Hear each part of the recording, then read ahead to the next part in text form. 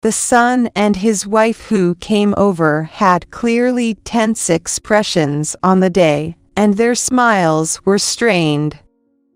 Hi Mom, hi Dad, long time no see. Nice to meet you, George, and congratulations on your 25th wedding anniversary. Welcome. I'm so glad you both could come and celebrate with us today.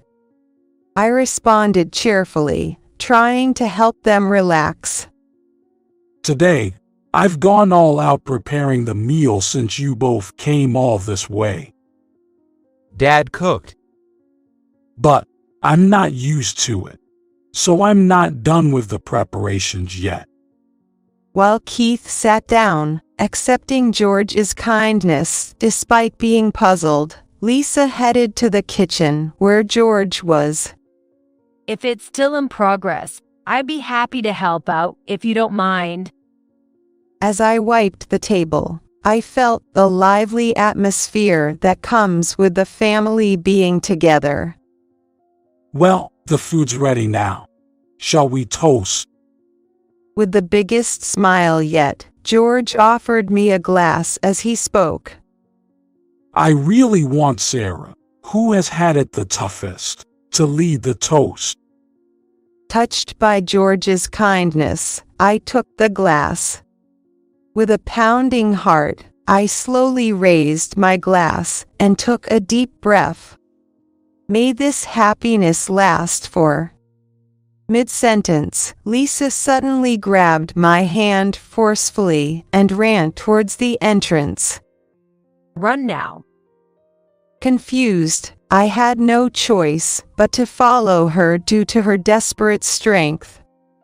After we had left the house and walked for a while, we entered a cafe that came into view.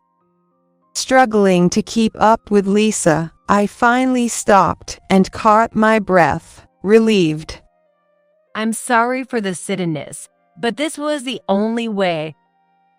Lisa was shaking and turned pale as she explained the situation.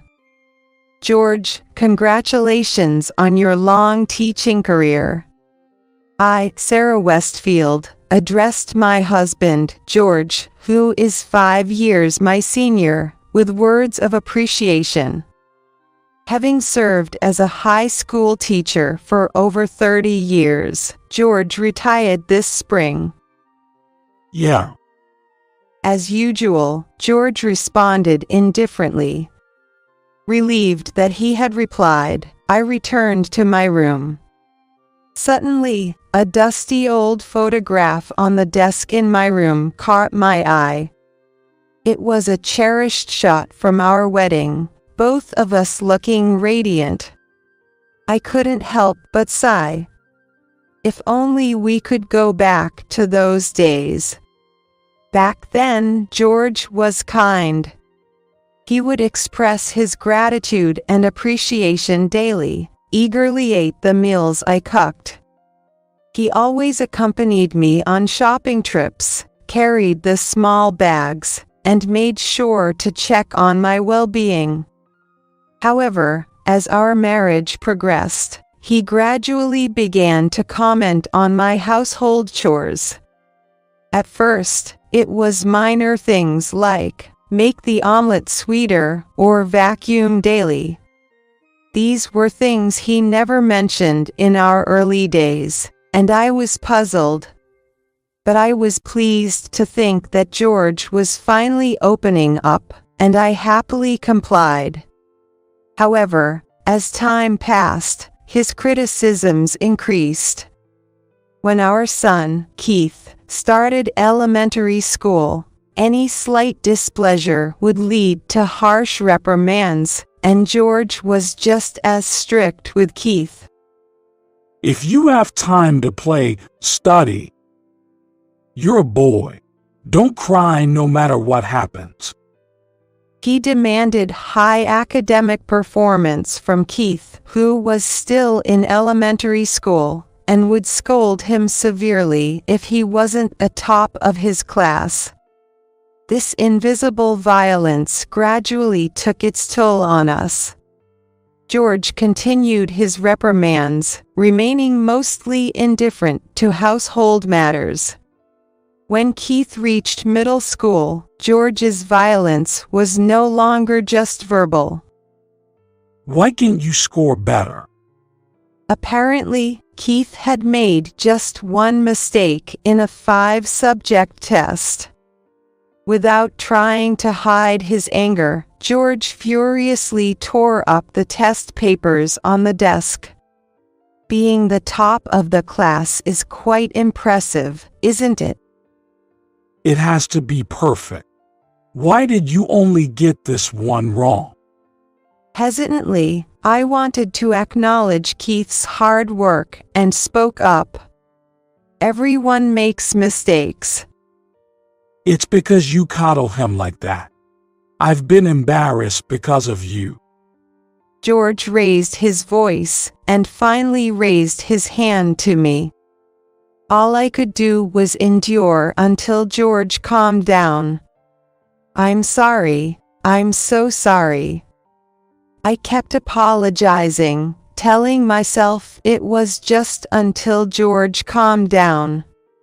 If this appeased George, he wouldn't lash out at Keith. To protect Keith, I gritted my teeth over and over. Even when Keith became a high school student, George didn't change. What are you doing? Aren't you upset Keith lost? That day, after Keith, who had joined the soccer team, lost a game, I was berated. It was Keith's first game, and he was picked as a freshman. That in itself is wonderful. Don't joke. What's the point of being on the team if you lose? With that, George slapped my left cheek hard.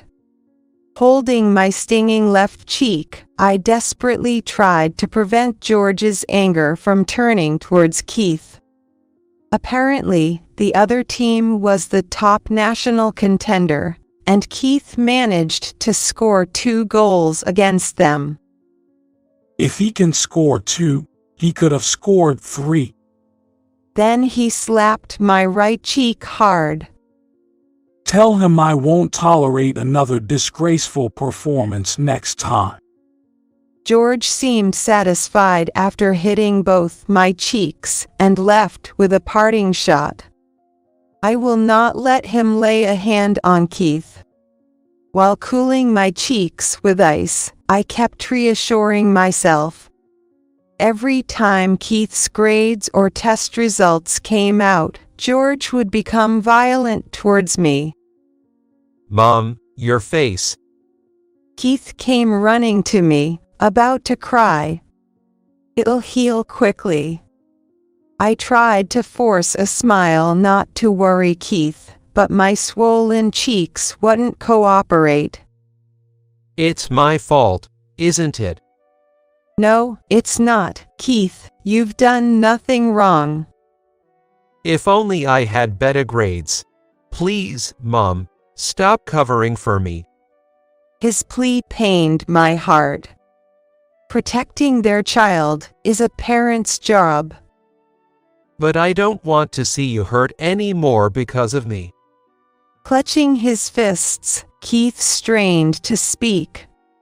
If Dad ever hits you, and you end up all bruised, I won't be able to handle high school.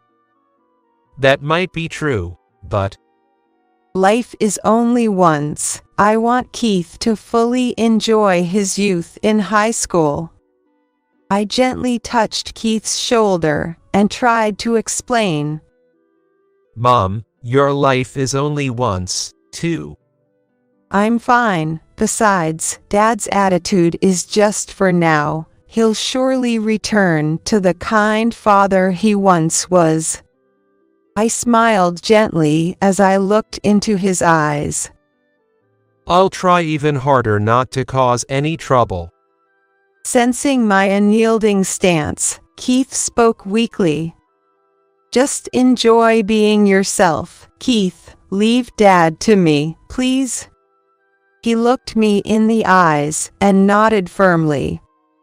Then, Keith enjoyed his high school life and quickly became a college applicant.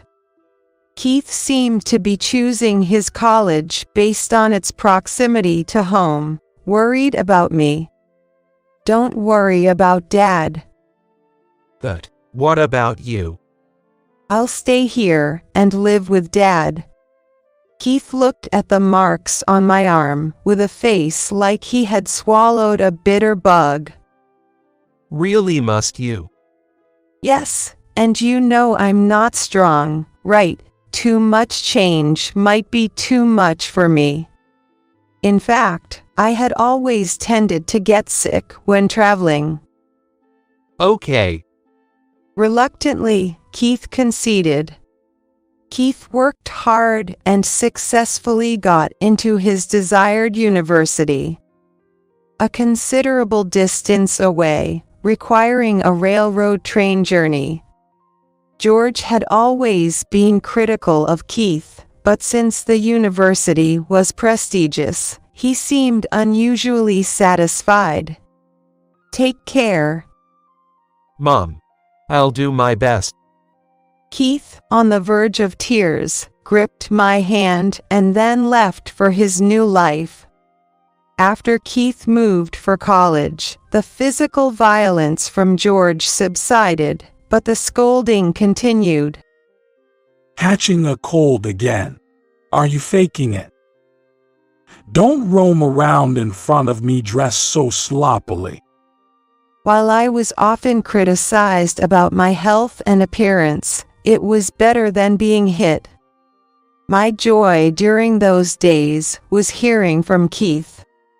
He talked about trivial things like the seasons or his town, but I could always tell he was worried about me.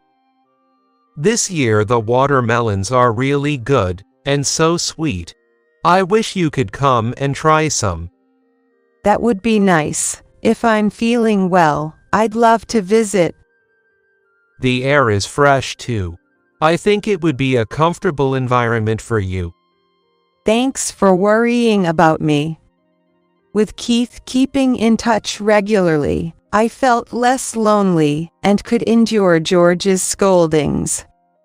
This life continued for over 4 years, and Keith graduated from college and married a local girl. Lisa, my wife, said she'd love to live with you when I told her about you.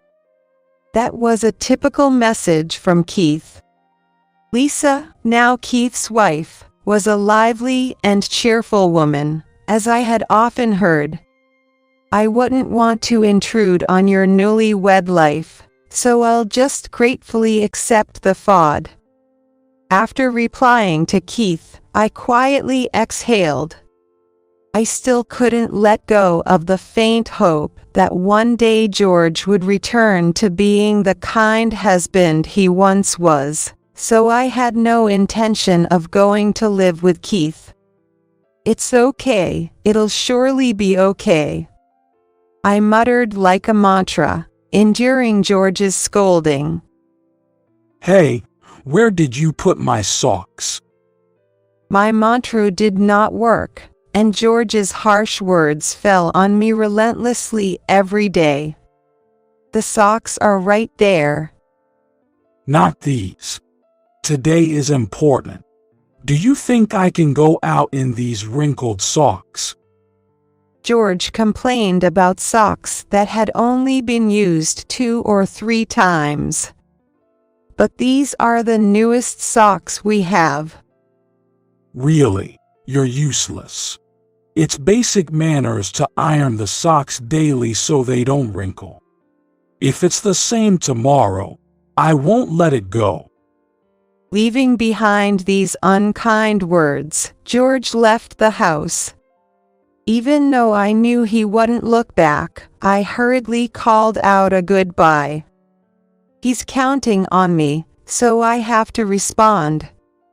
Ignoring the pain in my heart, I busied myself with household chores.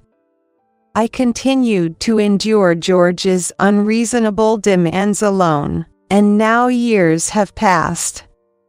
Upon his retirement, George seemed a bit calmer.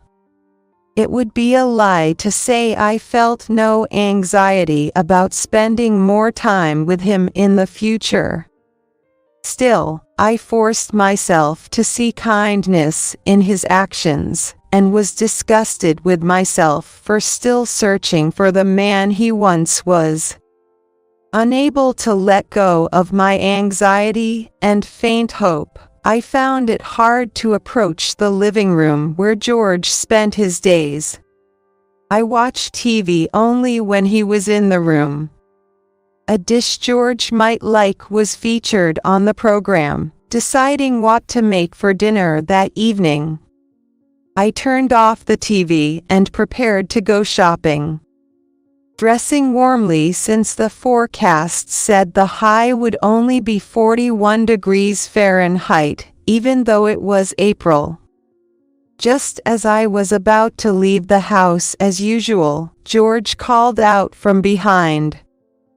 Wait a minute. I'll come with you to carry the bags. What? Surprised by his unexpected offer, I almost dropped my bag. It would be cold to walk. I'll take the car out. Watching George quickly get ready, I pinched the back of my hand to see if I was dreaming. I pinched the back of my hand to keep it from being noticed, but it probably hurt more than if I had pinched my cheek. Come to think of it, I hadn't received a single insult today. All right, let's go then. As he urged me on, I got into the car, and then George said something even more surprising. You can rely on me, you know. Unable to believe he was the same person as the day before, I reflexively replied, yes.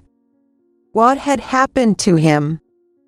George, perhaps noticing I shivered from the cold, quietly turned on the heater. Thank you. George glanced at me and smiled. It had been decades since I last saw George smile. It had been so long that I was shocked and instinctively looked away. 5 minutes into the car ride, George spoke again. I'm sorry. I've been under a lot of stress from work, and I've been taking it out at home. I see. Given his job as a teacher, he must have faced considerable pressure from many students and their parents. I'm a flawed person.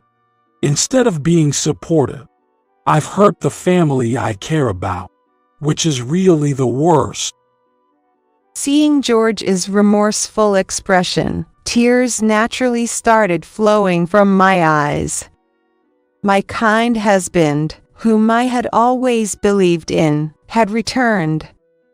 Thank you for working so hard for us. I've always known and believed you're a kind person. I'm lucky to have such a great wife. Embarrassed, George smiled, and I found myself smiling too. Thank you. Let's keep it up from now on. Of course. From that day, George acted as if he was trying to make up for lost time. I don't know if it's enough to repay you, but I want to be there for you, Sarah. George said this with a serious look, and he took the initiative to care for my health and do the cooking. You're already helping a lot, thank you so much. I felt grateful that I had kept my faith in him. As the seasons changed, it was around the time when the osmanthus fragranced the air again this year. Keith and his wife Lisa had planned to come over to celebrate our silver wedding anniversary. I wonder if it's okay for Lisa to meet Dad. Up until just before their visit, Keith was worried about George's behavior. It's fine, he doesn't say harsh things to me anymore, and he's actually very kind. Really? Although I had visited Keith and Lisa by myself before, this was the first time they would come to our house. If you're that worried, I'll talk to Dad. I thought that Keith would feel differently after hearing George's words. Hello, is that Keith? I handed the phone to George, who exchanged greetings, albeit awkwardly. Keith, I'm sorry. I've been on edge because of work stress, and I've been too hard on both your mom and you. I couldn't see Keith's face on the other end of the phone, but I could tell from George's demeanor that some of the tension had eased. After a few more minutes of conversation, George hung up, satisfied. They're coming all the way here, so I want to entertain them myself. George. The relationship between George and Keith had never been good, to put it mildly. However, I was genuinely happy that he was trying to make amends. I'm thinking of doing a home party, and I'll cook everything myself. I've been a burden for so long, I want you to relax. That sounds wonderful. Keith and Lisa will be delighted. I'll cook everything from scratch. I've burdened you for so long. I want you to take it easy. It was an unexpected suggestion. Even though he had been taking the lead in cooking lately, it wouldn't be surprising if he still felt uneasy about it. Filled with gratitude and emotion from his proposal, I responded, "If that's the case, I'll gladly take you up on your offer." Sure, leave it to me. Excited, I began to think about what else I could do for Keith and his wife's visit. Then I'll do the cleaning. I'll be using the kitchen, so I'll handle that. Could you take care of the cleaning outside the kitchen? Understood. Thus, we cooperated in preparing to welcome Keith and his wife.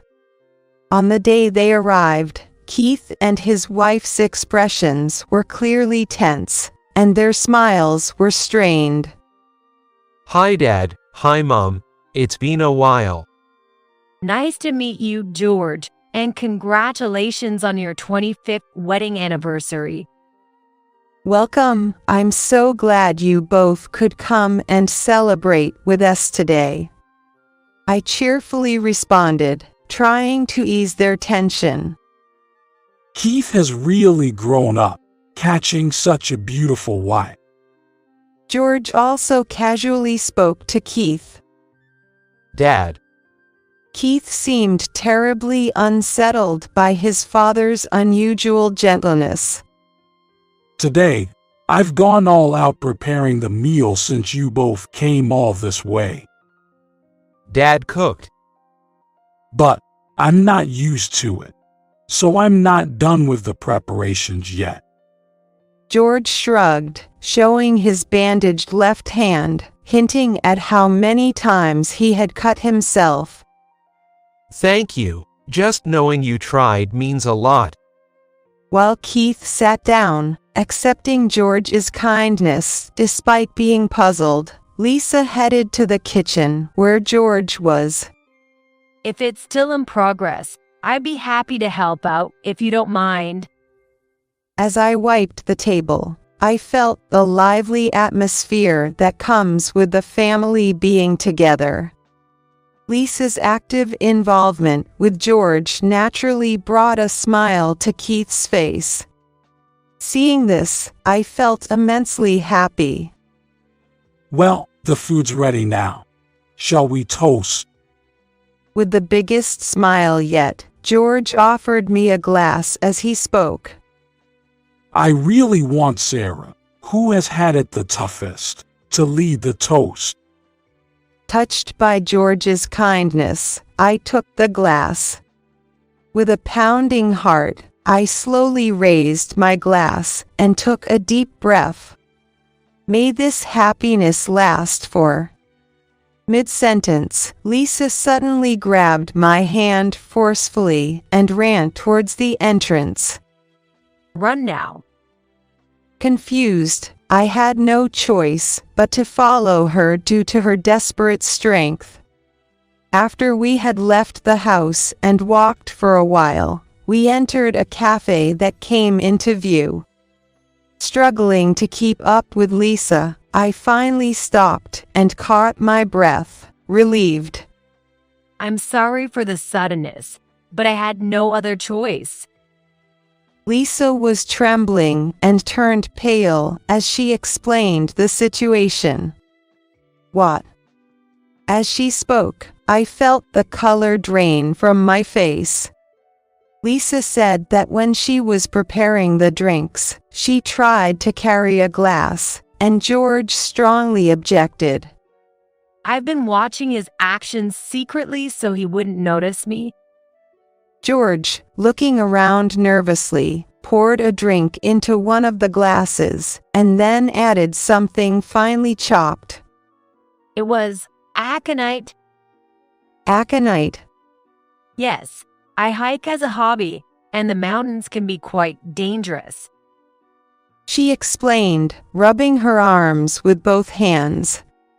There are many dangerous plants, things that shouldn't be eaten, and I've researched mountain flora extensively, so I recognized it immediately.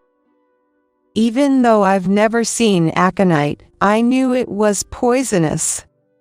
The beautiful purple substance in the glass looked stylish. I had no idea it was poison. Shaking with shock, my thoughts froze from the sheer horror of the revelation. It was Keith's phone call that snapped me back to reality. Mom, are you okay? Yes, I'm fine. Are you safe, Keith? Verily. I just heard from Lisa. I'm glad you're okay. Keith sighed, telling me what had happened at home. It seems Dad didn't expect you to leave. He was in a daze for a while. It seems he was stunned and hadn't noticed Keith nearby when I escaped. Then, suddenly, he realized what happened and hurried out of the house, so he might be looking for you. The cafe we were in was nestled in a complex network of alleys and wouldn't be easy to find. But I couldn't shake my anxiety. However, don't worry. I've installed a location tracking app on Dad's phone. Keith had given us mobile phones when he moved out, so we could contact him immediately.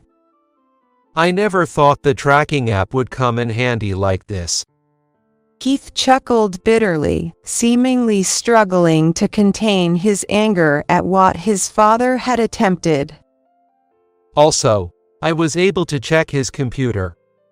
Keith said Lisa had asked him to check if there was any history of obtaining aconite. Since I don't use a computer, George probably let his guard down. Keith found that the computer wasn't even locked. And on George's computer was a purchase history for aconite and messages from a woman George was involved with who was plotting to kill me for insurance money. The reason Dad suddenly became nice was probably to let your guard down. Keith's murmur dissolved into the air over the phone. After hearing everything, I felt as if I had been slapped awake. That George could. Like a life flashing before my eyes, I revisited his past behavior. Indeed, since Keith had left home, the violence had stopped. Back then, the cessation of violence had lulled me into a false sense of security, and I hadn't considered other possibilities. By that time, he had already been involved with another woman, And when he started being kind to me, he must have already planned everything. It was fortunate that Keith and Lisa came to celebrate, and that Lisa knew about aconite, because if I had been alone. Reflecting on it, there were many unnatural aspects. Even a preparation for our silver wedding anniversary, George had taken complete control of the kitchen. It was all to carry out his plan. Thinking of the worst, I got goosebumps all over my body. Keith, thank you. I'm going to the police. Okay. It looks like Dad is headed somewhere completely different. That's right. Now's our only chance. And so, Lisa and I decided to go to the police to report everything. Whatever happens, I will protect you, Sarah. Lisa, you are so reliable. Encouraged by her, strangely, my mind felt at ease. Lisa's inherent cheerfulness lightened the atmosphere. Afterward, my divorce from George was finalized without incident. When the three of us returned home, although tired from the ordeal, there was a sense of relief in our expressions as we looked at each other. I've arranged with a lawyer to get alimony from him. Thank you for everything. By that point, I had no more sympathy for George. Rather, I felt a weight lifted off my shoulders. Moreover, having been mentally affected by years of George's abuse and violence, I was regularly visiting the hospital for checkups, which led to the police getting involved with him. With Keith's help, we quickly located George, and the alimony was paid out of his pension. I'm really in your debt. It seems his mistress got what she deserved too. The woman who had conspired with George was quickly apprehended thanks to the information found on his computer. It looks like I can live without fear now. My heart was shredded by the betrayal of George, whom I had supported for so many years. Yet, trying not to worry them, I forced a smile. Sarah, if you're okay with it, would you like to live with us? That's a kind offer, but I'll be fine on my own. If my frail health were to cause trouble for Lisa, I wouldn't want to burden her. The last thing I wanted was to be a burden on my son and his wife. We want to protect Sarah, who once selflessly protected Keith this time around. Lisa said this, and then hugged me tightly. Lisa. In front of me, Keith, with a gentle expression, nodded in agreement. Thank you. It would be reassuring to have both of you by my side always. With that, I moved in with Keith and Lisa and started a new life. My only concern had been my health, but since moving, I felt unexpectedly revitalized. Thanks to that, I've been able to do things and visit places I had previously avoided, making every day feel fresh. Today, I woke up with the sunrise, opened the window to breathe in the outside air, and felt enveloped by the humid air typical of summer. After preparing breakfast, the three of us gathered around the dining table. As we finished saying grace, I grabbed the mayonnaise. Mayonnaise goes on fried eggs, I said firmly to Lisa, who was about to put sauce on hers. No, Sarah, it has to be sauce.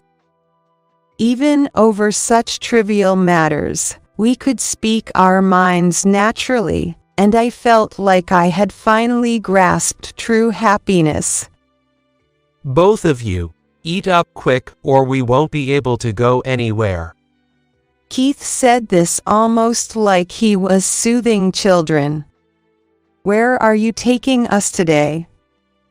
Let's go to the dairy farm and get some ice cream. I'm excited. I need to make sure I'm fully prepared for the sun. Through these interactions with them, I felt the true sense of family and love I had finally obtained, and I resolved to keep working together. May this happiness last forever. I silently recited the words I couldn't say that day, feeling my heart dance with joy.